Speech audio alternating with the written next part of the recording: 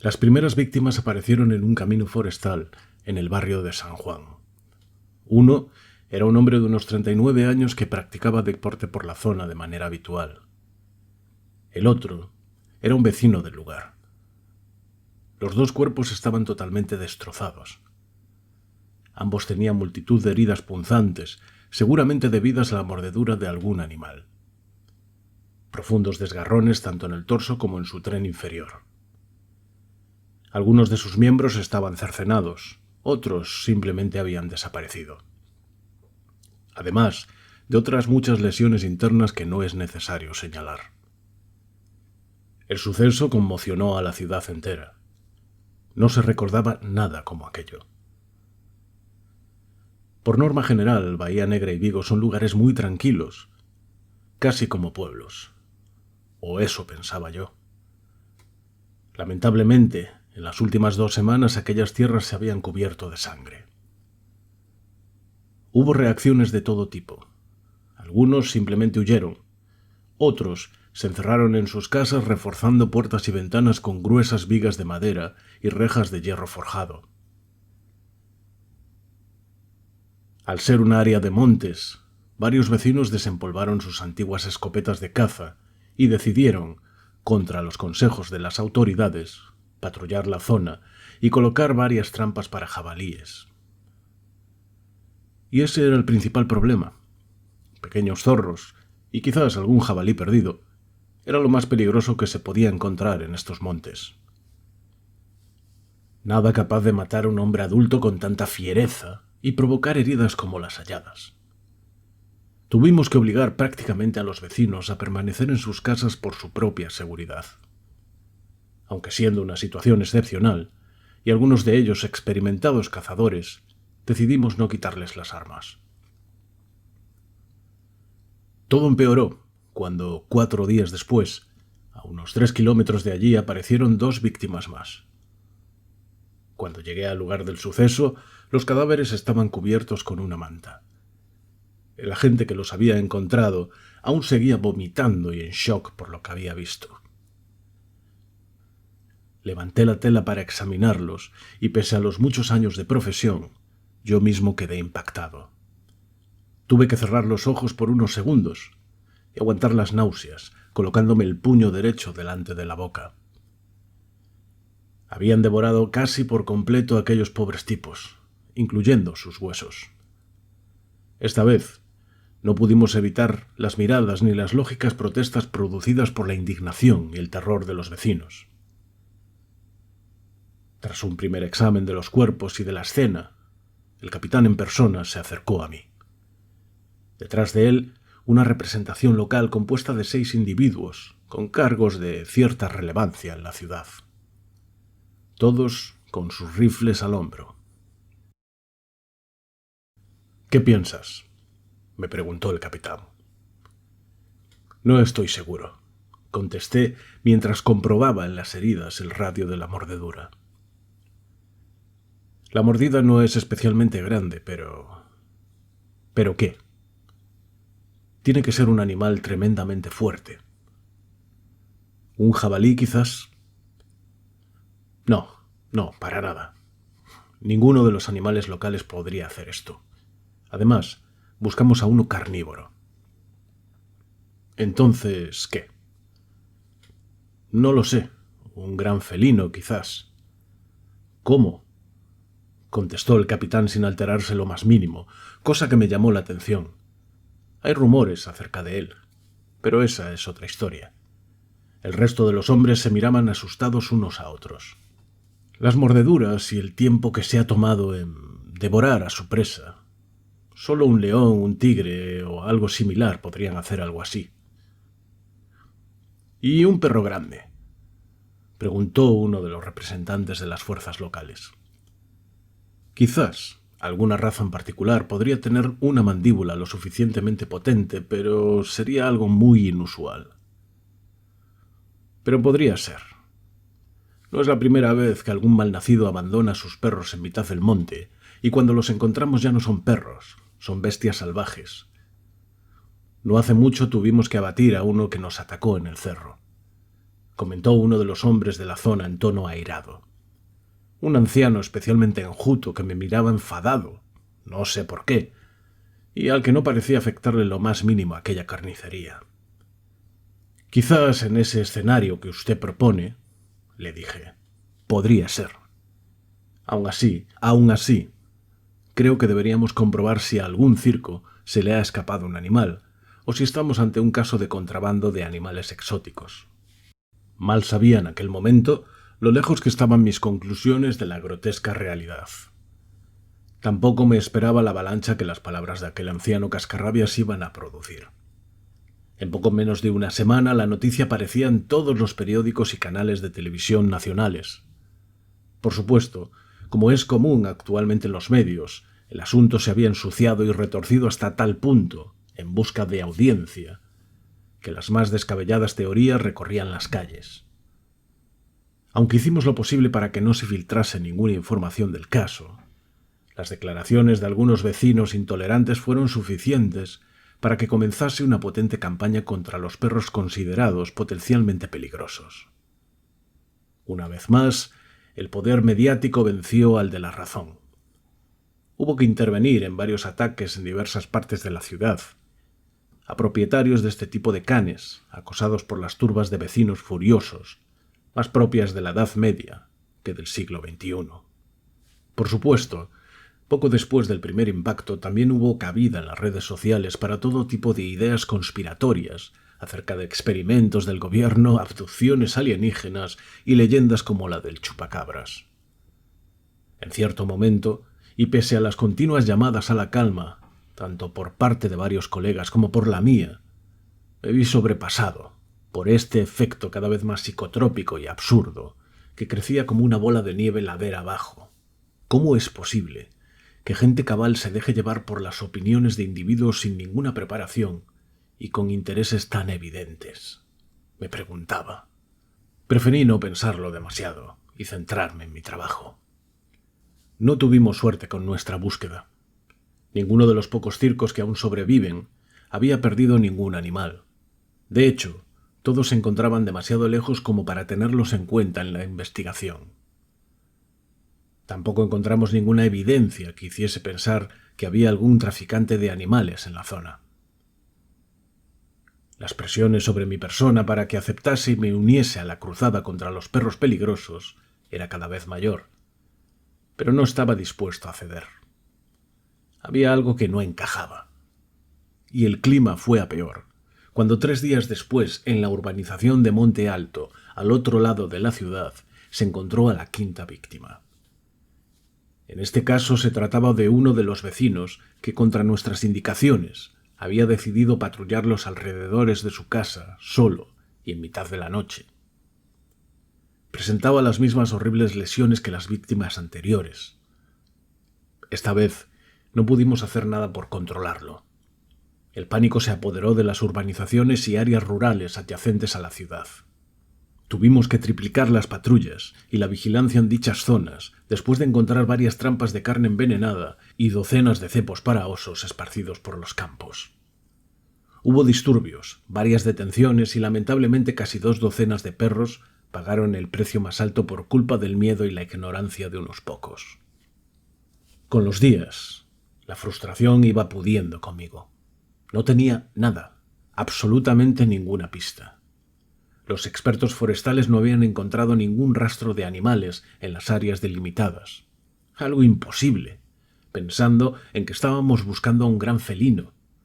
Ni huellas, ni restos de carne, ni heces, nada. Yo mismo me acerqué al lugar con la esperanza de encontrar algo que se les hubiese podido pasar por alto a mis compañeros.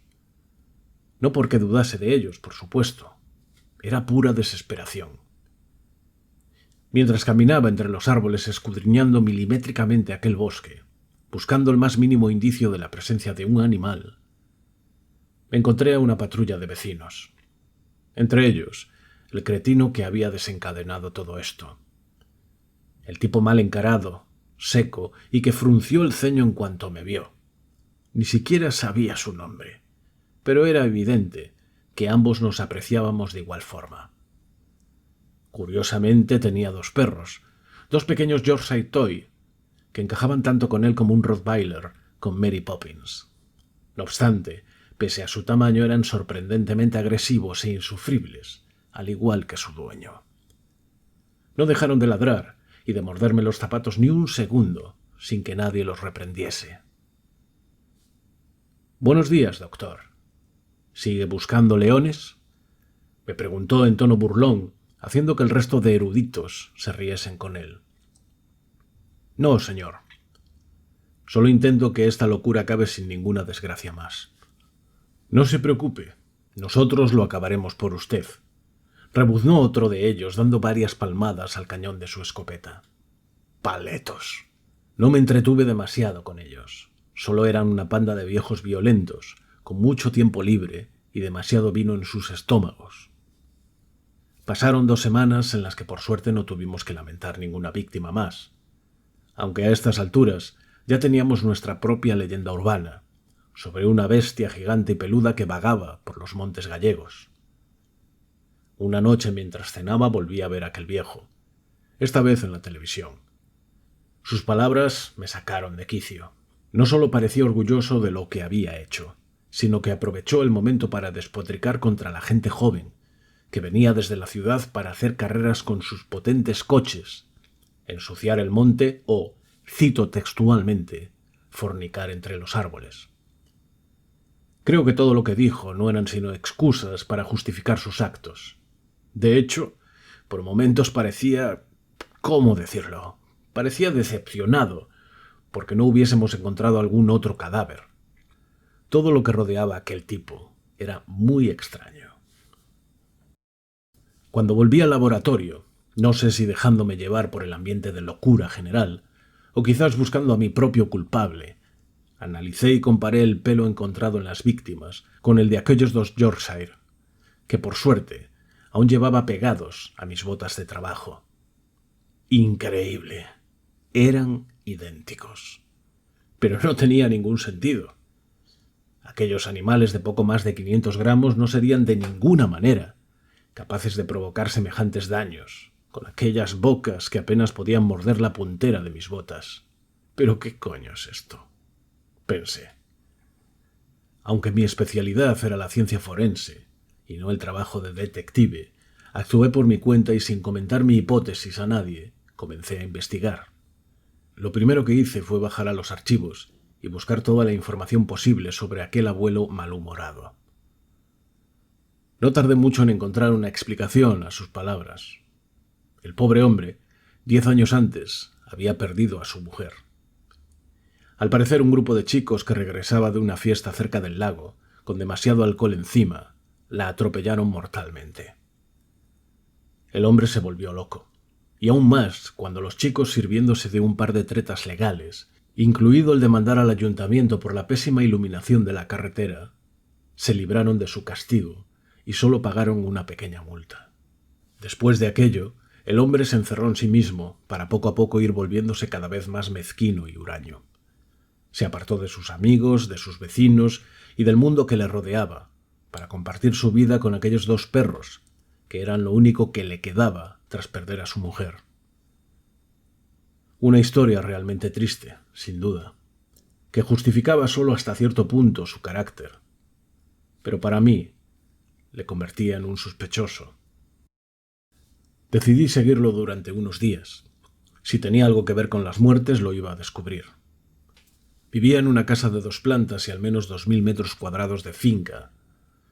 Y aunque, como ya dije anteriormente, aquella era una zona muy tranquila, sin apenas delitos, él había levantado una enorme verja metálica de casi 3 metros bordeando su propiedad.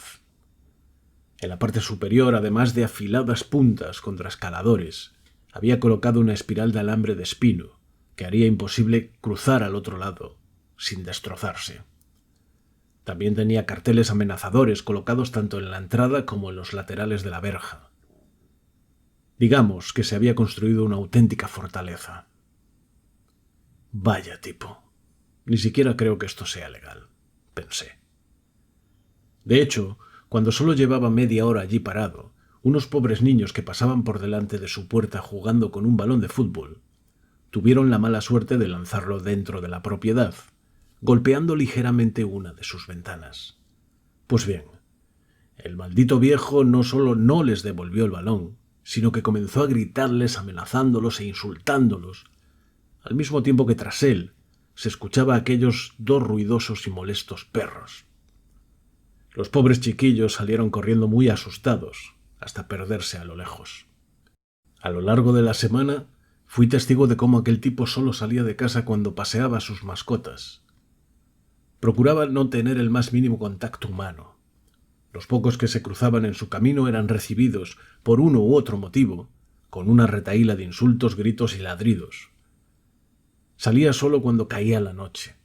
Después volvía a casa y se sentaba en el sofá del salón viendo la televisión hasta que se quedaba dormido. Una vida triste, pero ser un cretino no es ilegal. Fue la tercera noche cuando todo cambió. Ya eran casi las 12. El anciano seguía atento a la pantalla. Parecía hacer lo que cualquier persona de su edad. Veía uno de esos programas basura mientras gesticulaba rabioso. Pese a la seriedad del caso, no pude evitar reírme en varias ocasiones. Incluso me estaba empezando a sentir mal por estar espiándole.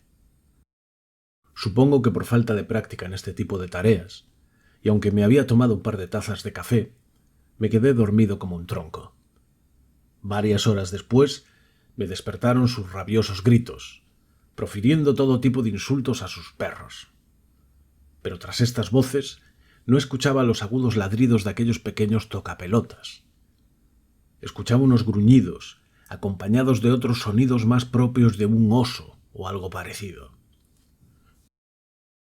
«¡Bastardos malcriados!», gritaba el viejo. «¿Otra vez tenéis hambre? Pues esta vez comeréis pollos y cerdo como hago yo. Ya no tengo más excusas, malditos demonios».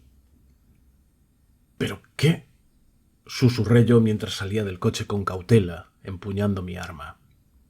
Forzando el portalón, me acerqué sigilosamente hasta una de las ventanas. Nunca olvidaré lo que allí vi. Casi me da un infarto. Me costó no gritar y salir corriendo o comenzar a disparar contra aquella cosa. En el centro de la habitación, una horrenda criatura, de formas extrañas, aunque con extremidades superiores, señalaba, sentenciando al viejo. Era mitad bestia y mitad humanoide. Su cuerpo estaba cubierto de escamas y de un líquido viscoso de color negruzco. Sus ojos eran amarillentos y su cabeza alargada. Tenía cuernos de cabra y dos enormes colmillos a los lados de la boca. Sonreía con el ceño fruncido, mirando directamente al anciano. Y acostados a su lado, tenía a los dos perritos como si fuesen sus guardianes. Logré contener el pánico, aún no sé cómo, y me quedé observando aquella infernal situación. Entonces la criatura habló. «Debes pagar tu deuda», dijo con una voz de ultratumba. «No», respondió el viejo tembloroso. «La quiero a ella». «Ese no era el trato», replicó la bestia. «Querías que los asesinos de tu amada pagasen por sus pecados, y lo han hecho». «Pero debes prometerme que volveré con ella». «No. Lo siento, anciano. Tus actos te han condenado a una eternidad de sufrimiento». «Pues no iré contigo», le espetó el insensato amartillando la escopeta. Fue entonces cuando aquellos insoportables Yorkshire se levantaron y comenzaron a ladrar al viejo con aquel chirriante tono. Pero de pronto sus cabezas crecieron de manera desproporcionada y sus pequeños cuerpos se deformaron hasta convertirse en dos indescriptibles animales babeantes, en cuyas bocas asomaban afilados colmillos de casi un palmo de largo. «Vendrás, quieras o no». Sus agudos ladridos se convirtieron en rugidos dignos del monstruo más aterrador. Y sin más, sus dos fieles compañeros se lanzaron sobre él. «¡Dejadme, bestias!», gritaba entre alaridos de dolor. «Os mataré, juro que os mataré. y después a vuestro amo». Tras estas últimas palabras, la casa se convirtió en un caos de golpes, rugidos y disparos de escopeta. Tuve que agacharme para no recibir ningún impacto o vomitar con el horror. Tampoco tuve valor para hacer nada, más que esperar a que todo acabase entre los gritos más desgarradores que jamás había escuchado y la diabólica risa de aquel ser. Cuando las voces cesaron, un destello de luz carmesí brotó de las ventanas de la casa, tiñéndolo todo de rojo por unos segundos, y después un silencio que me congeló de nuevo la sangre. Tardé minutos en moverme. Estaba bajo el alféizar, acurrucado como un niño asustado, esperando que todo hubiese sido una alucinación. Cuando por fin reuní el valor para entrar en la casa, pude contemplar con terror los restos del viejo, totalmente descuartizado, irreconocible. Solo era un amasijo de carne. Las paredes estaban completamente salpicadas de sangre, y en el centro de la habitación, donde estaba la criatura, había pintada en el suelo una estrella de 5 puntas. Alrededor de ésta, docenas de inscripciones en diferentes lenguas y grotescos símbolos demoníacos. Y sentados encima del sofá, como si no pasase nada, aunque totalmente cubiertos de sangre y de algunos restos de su amo, estaban aquellos 2 perritos con sus lacitos rosas. Al verme entrar corrieron hacia mí dando saltitos. Uno de ellos se subió a mi pierna, como hace cualquier perro cuando busca una caricia, mientras el otro jugueteaba con los cordones de mis zapatos. Creí que iba a perder la cabeza en aquel momento. La situación era más que delirante. No obstante, y no tengo muy claro por qué, decidí enterrar el asunto. Desenfundé mi arma y apunté a la cabeza de uno de ellos. Pero no tuve corazón para hacerlo. Como ya os he dicho, soy principalmente un científico, no un agente de campo. Limpié la escena del crimen como solo alguien como yo podría hacerlo. Dejé la casa prácticamente impoluta. Con cierta repugnancia, me llevé el cuerpo, o lo que quedaba de él, y a los perros. No me juzguéis, pero esto era algo excepcional. No eran simples accidentes o asesinatos. Había visto el mal con mis propios ojos. Nadie debía saber lo que había pasado allí. Pude deshacerme fácilmente de los restos y dejar a los perros en un sitio seguro. Por supuesto, después de comprobar de todas las formas que pude encontrar, que no eran demonios o cualquier otra cosa. Aquella noche, mi mundo y mis creencias cambiaron dramáticamente. El pobre infeliz, tras años de rencor, había hecho un pacto con un demonio para poder vengarse de aquellos que lo convirtieron en lo que era. Finalmente lo hizo, pero al más alto precio, y no solo en esta vida. Semanas más tarde, por supuesto, el caso se enfrió al no aparecer más víctimas. Aunque yo conocía la dantesca verdad, hice lo posible para que todo quedase registrado como una desafortunada serie de accidentes a manos de un gran felino que habría escapado de la finca de algún millonario excéntrico e irresponsable.